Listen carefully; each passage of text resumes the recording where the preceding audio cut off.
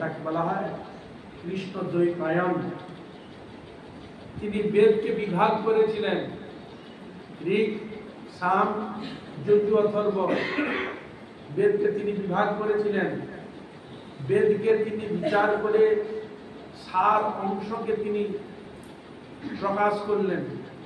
উপনিষদ আদি বহু শাস্ত্র, স্মৃতি আদি শাস্ত্র এবং পুরাণ তিনি প্রকাশ করলেন। আর এই কৃষ্ণ তিনি হচ্ছেন যতগুলো ব্যাস রয়েছেন সপ্তমে অবতার বলা হয়, ইনাকে বলছে ব্যাস নারায়ণ স্বয়ং, সত্যবতী নন্দন স্বয়ং নারায়ণ স্বরূপ। এই জন্য তিনি বেদকে বিভাগ করার কথা আমরা কোন যুগের কথা শুনি নাই। শোনা যায় একমাত্র কৃষ্ণ দ্বৈপায়ন সত্যবতী নন্দন বা পরাশর নন্দন ব্যাসদেব, তিনি এই বেদ বিভাগ করেছিলেন। আগে বেদকে বিভাগ আগে একটাই বেদ ছিল, আর ছিল কৃষ্ণ দ্বৈপায়ন বেদব্যাস, তিনি বিভাগ করেন। কেন? আগত কলিযুগ, অন্যান্য কলিযুগ গিয়েছে, কিন্তু এই কলিযুগের বিশেষ বৈশিষ্ট্য রয়েছে। অন্যান্য কলিযুগের কথা অতটা প্রকাশ হয়নি যে অন্য কুলের মানুষ, কলির মানুষ এরকম ছিল, এরকম ধর্মপরায়ণ ছিল, এতটা প্রকাশ পাওয়া যায় না। কিন্তু ত্রেতা যুগের কিছু কথা পাওয়া যায়, দ্বাপর যুগের কিছু কথা পাওয়া যায়, অন্যান্য সত্য যুগের কথা পাওয়া যায়। কিন্তু এর আগের যে সব কলিগুলো যে গিয়েছে, সে কলিযুগের মানুষগুলো কিরকম ছিল এতটা ব্যক্ত শোনা যায়। বুঝা গেল? হরে কৃষ্ণ। এরকম অনেক সত্য, অনেক দাপর, অনেক কলি চলে গেছে, কিন্তু সেসব যে কলি, সেসব কলি কিরকম ছিল? এরকম ধরনের কলি ছিল। হ্যাঁ, পাপে পূর্ণ পরায়ণ, ভোগী পরায়ণ, নির্বিশেষবাদী, নানা রকম ভাবনা, বিভিন্ন মানুষের চিত্তবৃত্তি অত্যধিক খারাপ, এরকম শোনা যায়। এই যুগেই দেখা যায়। এই জন্য ছিল পরাশর নন্দন, তাকে বেদকে বিভাগ করতে হলো। বুঝা গেল? হরে কৃষ্ণ। দাপরের শেষের দিকে ভগবান কৃষ্ণ এসেছিলেন, আপনিও তাই এগুলোকে প্রকাশ করেন। আগত কলিযুগ, তাদেরকে আমাকে কিছু দিতে হবে, তাই তিনি পুরাণ আদি শাস্ত্রকে প্রকট করলেন, বেদকে বিভাগ করলেন। এই জন্য এমন বেদের যেসব চ্যাপ্টারগুলো আগে পূর্বে যেগুলো ছিল, তা ইতিবৃত্ত এখনো পাওয়া যায় নাই। কোনো কোনো শাখার মধ্যে সব পাওয়া যাচ্ছে না, অল্প অল্প সেগুলো খুঁজে পাওয়া যাচ্ছে না, লুপ্ত হয়ে গেছে। কিন্তু যেইটুকু দিয়েছেন ওইটুকু আমাদের ক্ষেত্রে যথেষ্ট, ওইটুকু আমাদের ক্ষেত্রে বেশি দরকার নেই। তাই কৃষ্ণ দ্বৈপায়ন বেদের ব্যাস বেদকে বিভাগ করে বেদের সার বস্তুকে তিনি নিয়ে এলেন। বুঝলেন? হরে কৃষ্ণ। বেদের একটি চ্যাপ্টার বলা হয়েছে বেদান্ত, আর সেই বেদান্তের বেদের সার ভাগকে তিনি তুলে নিয়ে এলেন শ্রীমদ্ ভাগবত। সর্ব বেদান্ত সারং হি শ্রীমদ্ ভাগবত বিশ্বতে। সর্ববেদের বেদান্তের সার বস্তু শ্রীমদ্ ভাগবতকে তিনি প্রকট করলেন, বলে দিলেন এই ভাগবতের মধ্যে সবই পাওয়া যাবে। কিন্তু কৃষ্ণ দ্বৈপায়ন বেদব্যাস বহু শাস্ত্র প্রণয়ন করেছিলেন, পুরাণ আদি তিনি প্রচার করেছিলেন,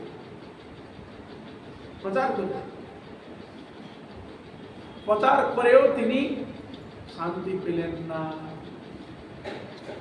তিনি চিন্তা করলেন, আমার কি দোষ ত্রুটি হলো? আমি জীবের কল্যাণের জন্য আমি তো প্রকাশ করলাম, জগৎকে জানালাম, কিন্তু আমি তো শান্তি পাচ্ছি। আমি যদি শান্তি না পাই, যে এই বস্তুটা আলোচনা সেও তো শান্তি পাবে। হ্যাঁ, শান্তির জন্য যে বস্তুকে অবলম্বন করা হলো, আমি নিজে প্রচার যে যিনি সেই বস্তুকে তিনিও শান্তি পাবেন, আর ওই বস্তুকে যিনি গ্রহণ করবেন তিনিও শান্তি পাবেন। কিন্তু আমি নিজেই যখন শান্তি পাচ্ছি না, কি গন্ডগোল হয়ে গেল, তার অপরাজিত আমার মতো হয়ে যেত, তখন তার মন সংশয় হয়ে গেল। যে আমি তো এতগুলো সব কিছু করলাম, আমার মধ্যে তো আমি দেখি অশান্তি বোধ করছি, কোথায় আমার ভুল হয়েছে যেন আমি ঠিক বুঝতে পারছি না, জানতে পারছি না। বুঝা গেল? হরে কৃষ্ণ। আর যেসব গ্রন্থ আদি প্রকাশ হয়েছে সেই গ্রন্থের প্রকাশের মধ্যে বেশিরভাগ দেখা যায় যে দেবীর কথা, যে দেবের কথা বর্ণনা করেছে সব জায়গায় সেই শ্রেষ্ঠ বলে স্থাপিত করা হয়েছে। বুঝা গেল? হরে কৃষ্ণ। সে দেবতা এবং দেবীকে স্থাপন করা হয়েছে, মূল বস্তুকে সহজে খুঁজে পাওয়া যাচ্ছে না। কেউ যদি বলে এই হাতটা আমি পুরো বডির মধ্যে, বুঝা গেল? হরে কৃষ্ণ। এদিকে অঙ্গ বলা হয়, এই হাতটাকে কি বলবেন? শরীরের অঙ্গ। কান শরীরের অঙ্গ, চোখ শরীরের অঙ্গ, পা শরীরের অঙ্গ ইত্যাদি। তার মূল বস্তুর অঙ্গ। বুঝা গেল? হরে কৃষ্ণ। মূল বস্তুর অঙ্গ। এখন অঙ্গ দেবতা, এখন তাদের ক্ষেত্রে যদি সকলে এরকম শব্দ প্রয়োগ হয়, যার কথা বর্ণিত হয়েছে সব শ্রেষ্ঠ, সব শ্রেষ্ঠ, তার মতো ইত্যাদি বহু কিছু কথা বর্ণিত রয়েছে। এখন মানুষ এই জন্য আমাদের বলে অনেকে, হ্যাঁ মশাই আমাদের বাঙালির কত ঠাকুর, আমরা নিজে বুঝতে পারি না। সে বলে ও বড়, সেগুলো বড়, মাঝে ঝগড়া হয়। কে বলে আমার শিব ঠাকুর বড়, কে বলে ব্রহ্মা বড়, কে বলে বিষ্ণু বড়, কে বলে আমার দেবী বড়। তার এই নানা রকম মাথার মধ্যে ঢুকে গিয়ে তো অশান্তি সৃষ্টি হয়ে গেল। তার এমন এক বস্তুকে ধরতে হবে যার সব কিছু সমাধান হতে পারবে, মীমাংসা হতে পারে। দেব বলো, দেবী বলে উৎপত্তি স্থানকে কে মূল বস্তু, কার থেকে এসেছে সব দেবতা এখন দেবীগণ? হ্যাঁ, তাহলে কার অঙ্গ এরা? ভগবানের অঙ্গ। সে ভগবানকে ব্রহ্মা বললেন। ঈশ্বর পরমা কৃষ্ণ সচ্চিদানন্দ বিগ্রহ অনাদি আদি গোবিন্দ সর্বকারণ কারণ। শিবেরও কারণ তিনি, ব্রহ্মারও কারণ তিনি, দেব দেবীর কারণ তিনি, সকলের কারণ তিনি ভগবান। সর্বকারণ কারণ বলা হয়েছে। হ্যাঁ, আমরা তাহলে বুঝতে পারলাম মূলকে, সর্বকারণের কারণকে ভগবান গোবিন্দ। তার আর যে অন্যান্য দেব দেবী যে আমরা জানতে খুঁজে পাই তারা কার অঙ্গ? ভগবানের অঙ্গ। এই যে অঙ্গ পূজা করা, বুঝা গেল? হরে কৃষ্ণ। তাহলে আমরা যদি অঙ্গকে ধরে টানাটানি করি মূল বলে, তাহলে আমি শান্তি পাবেন তো? গন্ডগোল তো এখানেই। এবার যদিও সেটি বর্ণিত হয়েছে, যারা ধর্ম অর্থ কাম মোক্ষ কামী যাহারা, তাদের ক্ষেত্রে খুব আনন্দ, তারা গ্রহণ করল। কিন্তু যারা অত্যন্ত উন্নত স্টেজে যাহারা বিরাজ করছেন, তাদের আনন্দের জন্য কি করলেন? তাদের আনন্দের জন্য কি ব্যবস্থা রাখলেন? প্রশ্ন হতেই পারে। হ্যাঁ, অন্যান্য সাধারণ ক্ষেত্রে নালে এইগো দেব দেবীর ইত্যাদি টুকিটাকি যেগুলো আছে তারা অতেই তারা সন্তুষ্ট, যতটুকু তাদের মনোবাসনা ততই যথেষ্ট। কিন্তু অর থেকে তারা আর উন্নত কিছু জিনিস পেতে চায়, তাদের জন্য কি বলা রয়েছে? সম্পূর্ণ তো বর্ণন চাই। হরে কৃষ্ণ। কিছু এরকম তার কিছু মানে এরকম সন্দেহজীব হয়ে গেল, তাই তিনি বিমর্ষ হয়ে বুঝলেন। বদরিকা আশ্রমে সাম্যপ্রাস বলে একটি জায়গা, যেখানে সরস্বতী নদী প্রবাহিত। দুটি নদী এইভাবে মিলিত হয়েছে। সরস্বতী নদীর কিনারে সাম্যপ্রাস, যেখানে ভিক্ষুর বলা হয়। স্বর্গ আরোহণ করেছিলেন যুধিষ্ঠির, বিমর্দিত কুশদেব ওই রাস্তা দিয়ে গিয়ে। তাই তিনি চিন্তা করলেন কি কোথায় কি ভুল করলাম, কোথায় কি। তাই নারদ ভগবানের নাম করছে, নারায়ণ নারায়ণ। ভগবানের নাম করতে তিনি এখন বললেন, কি ব্যাপার ব্যাসদেব, তুমি এরকম অবস্থায় কেন দেখছি? তুমি খুব একটা চিন্তান্বিত হয়েছে। হ্যাঁ, তুমি যদি এত চিন্তান্বিত বুঝে যাও, চিন্তান্বিত হয়ে এত যদি তুমি হয়ে যাও, তার অন্যান্য চিন্তার উদ্ধার হবে কি করে? তুমি তো অনুপ্রেরণা দিবে, আর তাদের মঙ্গল হয়, তাদেরকে তুমি সতেজ করবে, উপদেশ আদি দিয়ে মঙ্গল বিধান করবে। তুমি নিজেই তৈরি হয়ে যেতে পারো, কোথায় আমি ভুল করেছি ঠিক বুঝতে পারছি না। হরে কৃষ্ণ। বুঝা গেল? তাই ছিল কৃষ্ণ দ্বৈপায়ন বেদব্যাসকে কথা দিলেন, তিনিও বলে প্রভু আমি কোথায় বইটা প্রচার করলাম, সব কিছু করলাম, কিন্তু আমি নিজেই কোথায় জন্য কি হয়েছে আমি বুঝতে পারছি। তাই নারদ ঠাকুর বললেন, দেখো তুমি তো প্রচার করেছো যেসব ভাগ বললাম, যে সব অঙ্গ দেবতা বহু কিছু দিন যেরকম প্রকাশ হয়েছে, যে তুমি শান্তি পাওনি, এলো তার মূল কারণ। মূল যে পুরুষ, মূল বৃক্ষকেই ধরাতে হবে, ওই ডালকে ধরালে হবে না, পালাকে ধরা হবে না, পাতাকে ধরালে হবে না, মূল বস্তুকে ধরাতে হবে। সে মূলের বস্তু যে মূল, তাকে বিশেষভাবে বর্ণিত হয়নি। ধর্মার্থ কাম মোক্ষকারী ব্যক্তি তাদের যেটুকু দরকার তাদের কথা ওরাই কিছুটা উপলব্ধি করবে, কিছুটা সুখ অনুভব করবে, কিন্তু এর থেকে যারা আরম্ভত তাদের জন্য তো কিছু হয়নি। হ্যাঁ, তাই তিনি তাকে 4টি শ্লোক বলে দিন। সৃষ্টি স্থিতি প্রলয় আদির ক্ষেত্রে শ্রীকৃষ্ণ ব্যাস তিনি 4টি শ্লোককে জানালেন। আর তিনি বললেন, দেখো তোমার আর একটা এখানে দুঃখ হওয়ার কারণ, তুমি সেই পরমহংসের জন্য তুমি বিশেষ কিছু বর্ণন করো নাই, বিভিন্ন জায়গায় অল্প অল্প তুমি সংগ্রহ করেছো, প্রকাশ বিশেষভাবে হয় নাই। পরবর্তীকালে তিনি ধ্যানস্থ হয়ে সেই মন্ত্রকে প্রকাশিত করলেন, হৃদয়ে পুরো সাক্ষাৎ দর্শন করলেন। পুরো তিনি যেসব গ্রন্থ আদি তিনি লিখেছিলেন, সেখান থেকে সার সংকলন করে বেদের ইত্যাদি বিভিন্ন জায়গায় সেসব সার সংকলন করে এক জায়গায় প্রকাশ করলেন। নাম কি হলো? পরমহংসের জন্য কি নাম হলো? পরমহংস সংহিতা। ভাগবতের এক নাম পরমহংস সংহিতা। এটা পরমহংসের কথা হিসেবে উপস্থিত হচ্ছে। আর পরমহংসের মানে কোন আশ্চর্য বিষয়? ভগবান শ্রীকৃষ্ণের রাসলীলা, রাসপঞ্চ অধ্যায়, রাধা কৃষ্ণের যে অপ্রাকৃত লীলা রসের চমৎকারিতা পূর্ণ মাত্রায় প্রকাশিত হয়েছে শ্রীমদ ভাগবতে দশম স্কন্ধে রাসপঞ্চ অধ্যায়।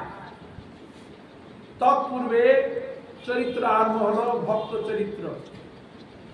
ভক্ত চরিত্র আরম্ভ করতে করতে দশম স্কন্ধে প্রথম থেকে টানতে টানতে নিয়ে এলেন দশম স্কন্ধ। দশম স্কন্ধের অধিকার কখন হবে? ভক্ত চরিত্র কথা শুনতে শুনতে কৃষ্ণ ভক্ত তাদের চরিত্র, শ্রীমদ ভাগবতের যেসব চরিত্র লেখে রয়েছে, ওই কৃষ্ণের প্রতি অনুরাগ ভক্তি প্রকাশ করার জন্য পুরুষকে জানাবার জন্য ভক্ত চরিত্র, প্রহ্লাদ চরিত্র, ধ্রুব চরিত্র, অম্বরীশ চরিত্র, এরা সব ভগবানের ভক্ত। ইনাদের কথা শ্রবণ করতে করতে তোমার ভগবানের প্রতি আগ্রহ, অনুরাগ, প্রীতি, ভালোবাসা জাগবে। ধীরে ধীরে ধীরে ধীরে উন্নত স্টেজে উন্নত বস্তুকে প্রাপ্তির জন্য মনে হৃদয়ে বাসনা জাগবে। এইভাবে তাদের কৃপা লাভ করতে করতে করতে করতে দশম স্কন্ধে গিয়ে আরম্ভ হলো ভগবান শ্রীকৃষ্ণের জন্মলীলা, বাল্যলীলা ইত্যাদি আরম্ভ হলো। বুঝা গেল? এই হলো ক্রম। ভাগবতে প্রবেশ করতে গেলে ভক্তের কৃপাকে অবলম্বন করে ভাগবতে প্রবেশ করতে, তবে মূল পুরুষকে জানতে পারে, বুঝা যাবে। তা এই জন্য কৃষ্ণ দ্বৈপায়ন বেদব্যাস যখন তিনি শ্রীমদ ভাগবতকে প্রণয়ন করলেন, প্রকাশ করলেন, জানালেন, সুখদেবকে শোনালেন, হ্যাঁ, খুব আনন্দ উপলব্ধি করলেন। কেন? এই মূল বস্তুকে ঠিক ধরা। কলিযুগে দুনিয়াকে টানাটানি করলে বস্তুকে পাওয়া যাবে না, ভগবানকে লাভ করা সহজে যাবে না। অন্যান্য অঙ্গ দেবতা দেবী রয়েছে, কোনো সন্দেহ নেই, কিন্তু ভগবত প্রাপ্তি হতে গেলে অনেক সময় চলে যাবে, অনেক সময় চলে যাবে। ঘুরে ঘুরে সে দেবীকে তুমি ডাকবে, সে দেবী তোমার প্রতি সন্তুষ্ট হবে। তখন সে দেবী যদি জিজ্ঞাসা করে তোর কি দরকার, তখন তুমি আমি বলবেন আমি গোবিন্দকে দরকার। তখন তিনি বলে ভগবানের আরাধনা করে। এই জন্য ডাইরেক্ট শ্রী ঠাকুরকে প্রশ্ন করেছিলেন শিবানী, কার আরাধনা করবো? তখন তিনি বলছেন আরাধনা সর্বেশাং বিষ্ণু আরাধনা। আরাধনা করবে বিষ্ণু আরাধনা। সে ভগবানকে তাড়াতাড়ি পেয়েছে দাও তো রিয়ানাম সমর্চনম। সে কৃষ্ণ ভক্তের যদি তুমি বিধিবিধান করে আরাধনা করো, সে কৃষ্ণ ভক্তই তার প্রভুর কাছে নিয়ে। বুঝা গেল? তাহলে এখানে আরাধ্য বস্তুকে ভগবান যে ভগবানকে পেতে গেলে তাড়াতাড়ি কার আরাধনা প্রয়োজন? বলছেন ভক্ত। তজিয়া নাম মানে ভগবান গোবিন্দের ভক্ত। ভক্তকে অবলম্বন করে তার কৃপা নিয়ে ভগবানের সেবা করুন। তাহলে আমাদের প্রাপ্তি হিসাবে বলে দিলেন। তো শিব ঠাকুর শিবানীকেও বললেন, আর শিব ঠাকুর তো সে তো রাম নামে কৃষ্ণ নাম জপে ত্রিপুরারি, রাম রাম জপে ত্রিপুরারি, ভগবানের নামে তিনি পাগল হয়ে গেছেন। তাহলে বোঝা গেল। তা এই জন্য তো শাস্ত্র সকল দেবদেবী ভগবান শ্রীকৃষ্ণের চরণ প্রাপ্তির জন্য তারা স্তুতি আদি করছেন, ভগবানের স্তুতি আদি করছেন। বেদ আদি শাস্ত্র, বেদান্ত আদি, এমনকি বেদ শাস্ত্র, বেদ শাস্ত্র ভগবানকে প্রাপ্তির জন্য। এই জন্য শাস্ত্রে দেখা যায় শ্রুতিচরী কবি, শ্রুতি মানে বেদ, শ্রুতি তিনিও ভগবানের পার খুঁজে পাচ্ছিলেন না, তিনিও গোপী রূপ ধারণ করে ভগবান শ্রীকৃষ্ণের রাজলীলায় প্রবেশ করেছিলেন। মানবত্বের মধ্যে দেখুন বেদ শ্রুতিচরী কবি, তিনিও রূপ ধারণ করে ভগবান শ্রীকৃষ্ণের ওই বস্তু, তার তিনিও অধারা ছিলেন। হরে কৃষ্ণ। হ্যাঁ, এই জন্য ভগবান গোবিন্দকে প্রাপ্তির ক্ষেত্রে একমাত্র ভক্তের প্রয়োজন, ভক্তই ধরিয়ে দিতে পারে। তাই সকল দেবতাগণ দেবীগণ ভগবানের স্তুতি করছেন। স্তুতিতে রয়েছে জং ব্রহ্মা বরুরেন্দ্র রুদ্র বরুত স্তুতি বই স্তবই বেদৈ সাঙ্গ পশুদের গায়ন্তি জং সামগা ধ্যানা বস্তুগতেন মনসা পরন্তি যোগ যোগিনো যশাস্তন বিদুসুদাসনা দেবায় তস্মৈ নমো নমঃ। তাহলে এখানে এই স্তুতির দ্বারা প্রমাণিত কে হয়? কার উপাস্য? ব্রহ্মা, শিব, নারদ, মুনি ঋষিগণ, তাদের শিষ্য প্রশিষ্য, বেদ আদি শাস্ত্র, অসুরগণ সকলে একই সুরে সুর মিলে ভগবানের স্তুতি করছে। তাই এবার আপনারা চিন্তা করতেন মূল পুরুষ কে? কে মূল পুরুষ? ভগবান।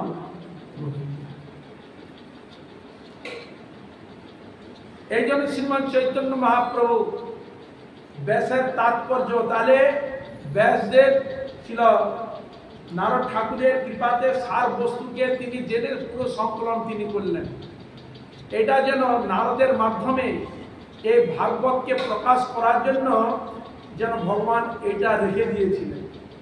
নাহলে ব্যাসের মধ্যে এরকম কি আসতো, তিনি ডাইরেক্ট অন্যান্য পুরাণ আদি না করে ডাইরেক্ট তো ভাগবত করিতেই পারতেন। কেন ব্যাস ও নারায়ণ সম্বলা রয়েছে, তার মধ্যে কি এরকম দোষটি কোনো আসতে পারেন নাকি? তিনি ভুল করেছিলেন? বলছে ভুল না, এটারও প্রয়োজন ছিল। মূল সমাধানটা নিয়ে এলেন। এই জন্য শাস্ত্র হলো তিন প্রকার। এই রচনার মধ্যে ব্যাসদেবের রচনার মধ্যে তিন প্রকার শাস্ত্র রয়েছে: সাত্বিক, রাজসিক, তামসিক, তিনটি ভাগে ভাগ করা রয়েছে। তাহলে এই জগতে আমরা এই তিন শ্রেণীর লোক দেখতে পাবো। তাদেরকে তো নিয়ে আসতে হবে, তাদেরকে তো অগ্রসর করতে হবে ভগবত ভজনের দিকে। এই জন্য তার প্রয়োজন হয়েছিল। সেই জন্য তিনি এই তিন প্রকার শাস্ত্র, যদি উনি ডাইরেক্ট বলে দিতেন এইটা করো, তাহলে যারা তামসিক রাজসিক ব্যক্তি আছে তা তো ডাইরেক্ট আসে না। এই জন্য আপনার হরিভজন কে করবো, এত আচার আচরণ তো মুক্ত, ও আমাদের দ্বারা হবে না। বরং আচার আচরণ কিছুই থাকবে না, একটু যতটুকু করি ওইটুকু করলে ভালো, তাই তারা করছে। ওইটুকু তো সে করছে, কিছু তো একটা তার আধার রয়েছে, দেখেই তো দিয়েছেন কৃষ্ণদেব বেদব্যাস। এই জন্য তো অত বেশি হয়। যখন আমরা সাত্বিক শাস্ত্র, রাজসিক শাস্ত্র, তামসিক শাস্ত্র একসঙ্গে যখন গুলিয়ে ফেলবো তখন তর্ক আরম্ভ হয়। তর্কটা কখন আরম্ভ হয়? এই তিনটি গুণের বস্তুকে নিয়ে একসঙ্গে যখন গুলিয়ে ফেলবেন তখন গন্ডগোল হয়ে যাবে। আমি রাজসিক বস্তু করুন, তাহলে ওইটা ওর দিকে ঠিক আছে। তামসিক বস্তু নিয়ে করুন, তাহলে ঠিক আছে। সাত্বিক বস্তু নিয়ে তাহলে ঠিক আছে। কিন্তু তিনটাকে যখন বলবো সমান করে দেবো, তখন কিন্তু হবে না। এই জন্য ছিল গোস্বামীগণে আমরা সেটা এটাই তো পাই, মাত্র তাই দেখে দিয়েছে। আরাধ্য ভগবান ভজেশে তনয়াম তদ্ধাম। আমরা আরাধ্যকে ভগবান গোবিন্দ ভজেশ তনয়াম, তার ঘর কোথায়? সিধা বৃন্দাবন। শ্রীমদ ভাগবত পুরাণ, শ্রী ভাগবত হচ্ছে তার পুরাণ, হচ্ছে তার প্রমাণ। শ্রীমদ ভাগবত এইটা তার প্রমাণ দেওয়া রয়েছে। তার এই জন্য সেখানে বললেন যে ভগবানকে যদি পেতেই হয়, ভগবানের তার নাম গুণগান কীর্তন, তার কৃপাকে প্রাপ্তির জন্য চেষ্টা করবে। তার অন্যান্য অঙ্গিকে দেবতা আদি রয়েছে যারা, তাদেরকে আমি অসম্মান করবো না, তাদের কোনোদিন অসম্মান করবে না। তাদেরকে কিভাবে তোমরা দেখবে? তারা ভগবান গোবিন্দের সেবক সেবিকা, ছায়েব কর্ম সচিবা। এরা আছে ভগবানের মন্ত্রী, ভগবানের সেবক সেবিকা, এই হিসাবে দেখবে। বুঝা গেল? কালী, দুর্গা, চণ্ডী, যত যারা দেব দেবী রয়েছে কি হিসাবে দেখবে? ভগবানের সেবক সেবিকা হিসাবে। বৈষ্ণব বৈষ্ণবী, বৈষ্ণব নাম যথাসম্ভব। শিব ঠাকুর যদি পরম বৈষ্ণব হয়, তাহলে স্ত্রী হবে কি? পরম বৈষ্ণবী। তার এই ভিত্তিতে, বৈষ্ণব বৈষ্ণবী ভিত্তিতে যদি তার কাছে আমি কৃপা প্রার্থনা করি, বাঞ্ছা কল্পতরুভ্যশ্চ কৃপা সিন্ধু ভয়েবচ পতিতানাং পাবনেভ্যো বৈষ্ণবেভ্যো নমঃ। বৈষ্ণবেভ্যো, তাহলে হে বৈষ্ণব ঠাকুর, আপনি আমাকে কৃষ্ণ ভক্তি দেন। হে শিবজি, হে মাতে দুর্গে, তোমরা আমার প্রতি প্রসন্ন হন, আমাকে রাধা গোবিন্দের প্রতি ভক্তি প্রদান করুন। আর আমাকে সে দিবেন। যখন তুমি তাকে সাক্ষাৎ ভগবানের একটি অঙ্গ দেবতা, তা ঠিক আছে, কিন্তু তাকে তুমি ভগবান করে যখন তুমি খাইছো, তখন সে দেবী তোমাকে কৃপা করবে, তখন তিনি পিছিয়ে যাবেন, কৃপা করতে চাইবে না। শুধু তাহলে কি হিসাবে দেখবে? ভগবানের অঙ্গ দেবতা। মূল পুরুষকে ভগবান করবে। তাই কৃষ্ণদেব ব্যাস শ্রীমদ ভাগবতকে লিখতে গিয়ে ওই কৃষ্ণ চরিত্রকে কীর্তন করতে গিয়ে অবতার তত্ত্বকে তুলে ধরে। এসব অবতার কার অবতার? মৎস্য, কুর্ম, বরাহ, নৃসিংহ, বামন, কল্কি, কার অবতার? সব ভগবানের আরেক রূপ, ভগবানেরই অবতার। তাই শ্রীল জয়দেব গোস্বামী তিনি বললেন, কে সবধৃত মীন শরীর জয় জগদীশ হরে, কে সবধৃত কুর্ম শরীর জয় জগদীশ হরে, কে সবধৃত নৃসিংহ রূপ জয় জগদীশ হরে, কে সবধৃত বলরাম রূপ জয় জগদীশ হরে। এই জন্য এসবই তিনি ধারণ করেছেন এইসব রূপ। তাহলে মূল পুরুষকে ভগবান গোবিন্দ বিশেষ ক্ষেত্রে, বিশেষ যুগকে বিশেষ ধর্ম শিক্ষা দেওয়ার জন্য তাহলে এতগুলো ধারণ করতে হলো কেন? না, বিশেষ বিশেষ কার্যকে সাধন করার জন্য, জগৎকে দেখাবার জন্য তাকে এই রূপ ধারণ করতে হয়েছে। কৃষ্ণের মধ্যে সকল দেব দেবী, সকল অবতার তার মধ্যে বিরাজিত। এই জন্য বৈষ্ণব সিদ্ধান্ত দেখে রাখুন, জেনে রাখুন, দুনিয়ার দেব দেবীর কাছে তারা কেন যান না, কেন তাদেরকে প্রণাম করেন, ততটাই করেন না কেন? ওরা উদ্দেশ্য আছে তস্মিন তুষ্টে জগৎ তুষ্টং ত্রিণীতে প্রীতাং জগৎ। ভগবান কৃষ্ণ যদি মূল পুরুষ হন, তার যদি অঙ্গ দেবতাগণ যদি এরা হয়, তাহলে সকল দেবীর উৎস আছে রাধারানী, মূল শক্তি, পরাশক্তি। আর শক্তিমান সকল দেবের যতগুলো আপনার রয়েছেন সব কৃষ্ণ থেকেই প্রকাশিত হয়েছে। তাহলে মূল যখন আমি বৃক্ষ পেয়ে গেছি, বৃক্ষের গোড়ায় জল দিলে, সার দিলে আলাদা করে পাতাতে দিতে হয় না, ডালে দিতে হয় না, ফলে দিতে হয় না, ফুলে দিতে হয় না, গলাতে দিলেই সব হয়ে যায়। এই জন্য বৈষ্ণব সিদ্ধান্ত যে মূল পুরুষ রাধা গোবিন্দের সেবা করলে সকল দেবতাগণ দেবীগণ গোবিন্দের মাধ্যমে পেয়ে যায়। আর যারা কেউ তো বলে তারা কিছুই করে না, এত সব আর তো বুঝে না, তামসিক রাজনীতি, তারা কি বুঝে? বৈষ্ণব তত্ত্বের মধ্যে প্রবেশ করতে গেলে সব তত্ত্ব তাকে জানতে হবে। কেন করে না, কারণ কি? এর মধ্যে তো পেয়ে যাচ্ছে। তাহলে যারা করে তারা ঠিক মতো করে না। যথার্থ বৈষ্ণবগণই প্রকৃষ্ট রূপে সাক্ষ্য, তারা এক নম্বর সাক্ষ্য বলতে পারে। মূল প্রকার প্রকৃতি, মূল প্রকৃতি পরাশক্তি হচ্ছেন রাধারানী, ছায়া শক্তি হচ্ছে দুর্গা। বুঝা গেল? হরে কৃষ্ণ। মূল পরাশক্তি হচ্ছে রাধারানী, ছায়া শক্তি হচ্ছে দুর্গা। যত দেব দেবীদের রয়েছে সব রাধারানীর এক হয়তো তার ইগুলো। তারা রাধারানীর সেবা করলে সকল যত দেবী রয়েছে সব পেয়ে গেল। কৃষ্ণের চরণে ফুল তুলসী দিলে সকল দেবতাগণ পেয়ে গেল, আর আলাদা করে তাকে যেতে হয় না। এই হলো বৈষ্ণব সিদ্ধান্ত, বৈষ্ণব এলো সিদ্ধান্ত, সব পেয়ে যাচ্ছে। তাহলে কি আপনাকে অবহেলা করবে না? অবহেলা করবো না, তাকে প্রণাম করবো, শ্রদ্ধা করবো, ভক্তি করবো, বুঝা গেল? হরে কৃষ্ণ, তাকে অবহেলা করবো, বুঝা গেল? অঙ্গ দেবতা, এই যে হাতকে আমার অঙ্গ আছে, হাত আমি হাতটা কেটে দিলে আমাকে কি বলবে? পূর্ণ অঙ্গ বলবে কি?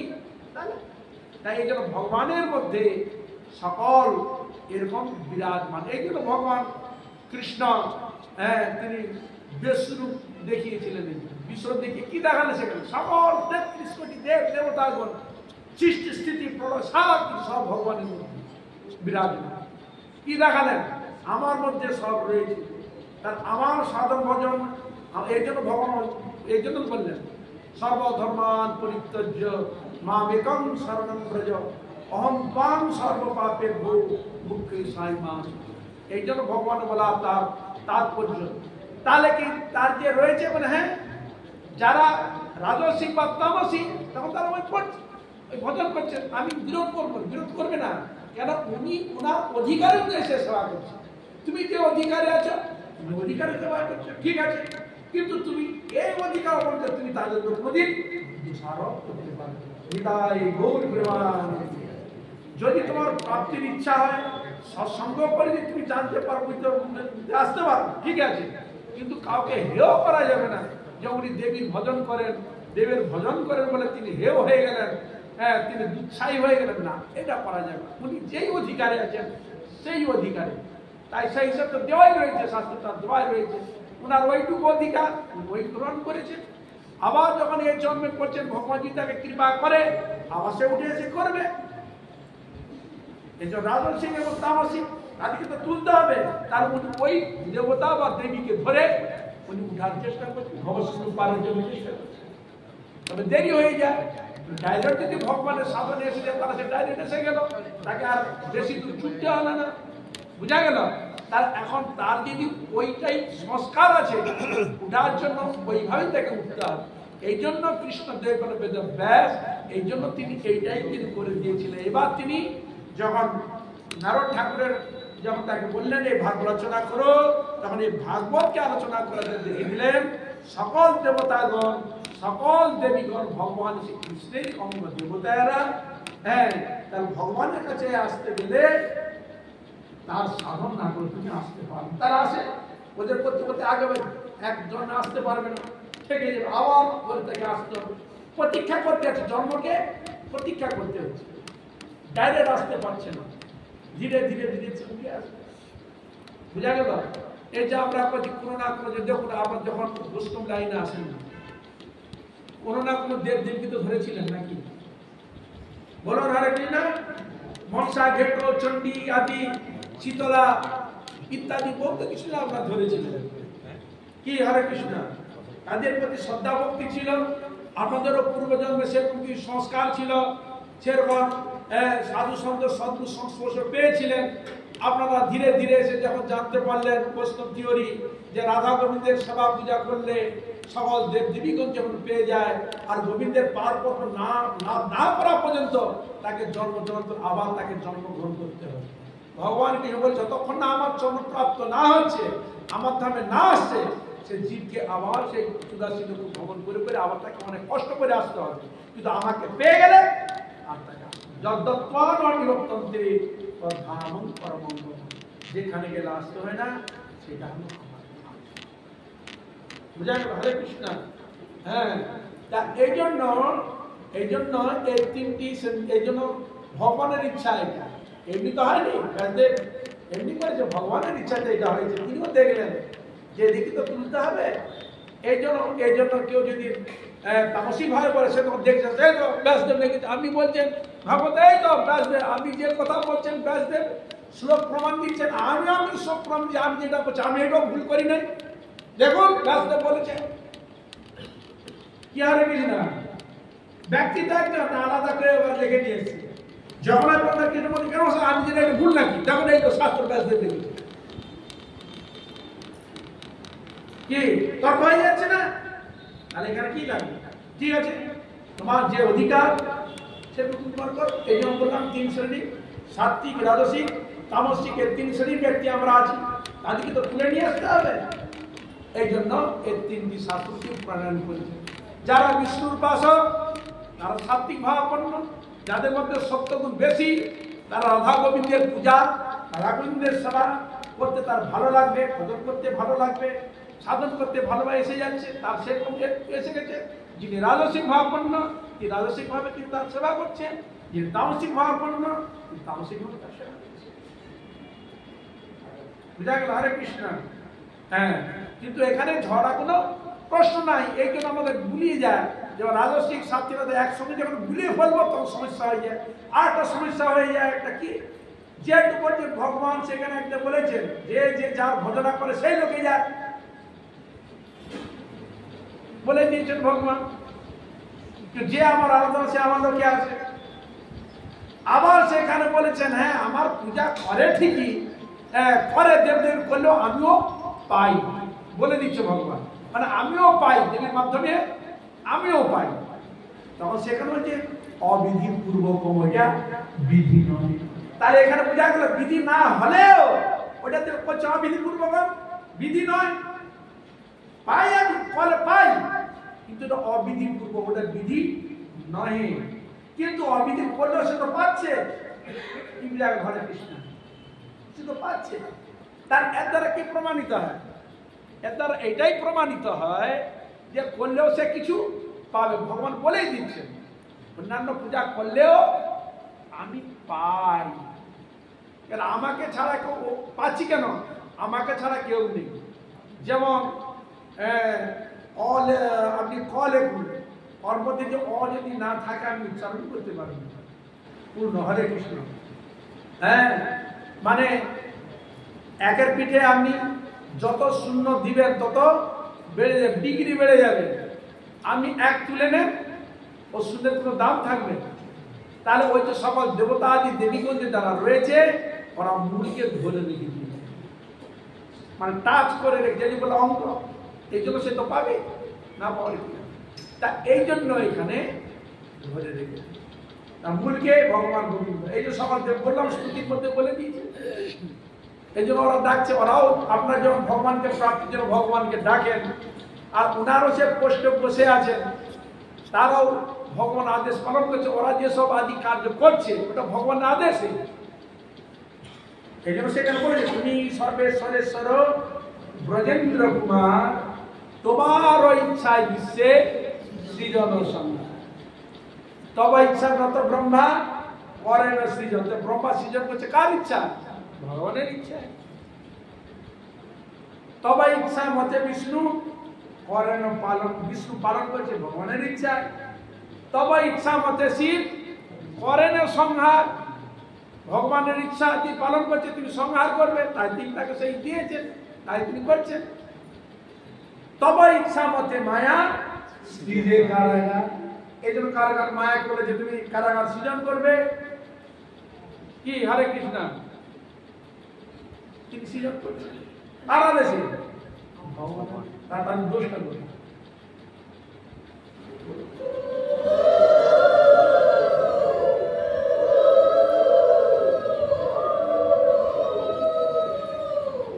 এই জন্য বৈষ্ণবগণ রাধা গোবিন্দের সেবা দ্বারা সকল দেবতাগণের এবং দেবীগণও পায়, এমনকি পিতৃ মাতৃ যারা আছে তার সকলেও পেয়ে যায়। এই জন্য শাস্ত্রে বর্ণন রয়েছে ভগবানকে যখন ভোগ দেওয়া হয় ওই প্রসাদ গুরুদেবকে দিচ্ছেন এবং সকল বৈষ্ণবী উদ্দেশ্যে সমর্পণ করা হয়। যখন বৈষ্ণব সে কেউ কর্ম অনুযায়ী বৃক্ষজনী লাভ করেছে, কেউ হয়তো পশু পক্ষী কীট পতঙ্গ লাভ করেছে, কিন্তু তুমি কীটও নও পতঙ্গ নও, কর্ম অনুযায়ী ওই দেশের আমি কর্ম অনুযায়ী পুরুষ বা স্ত্রী আদি ধারণ করেছি, কিন্তু আমার আত্মগত সভা আমি কৃষ্ণের দাস।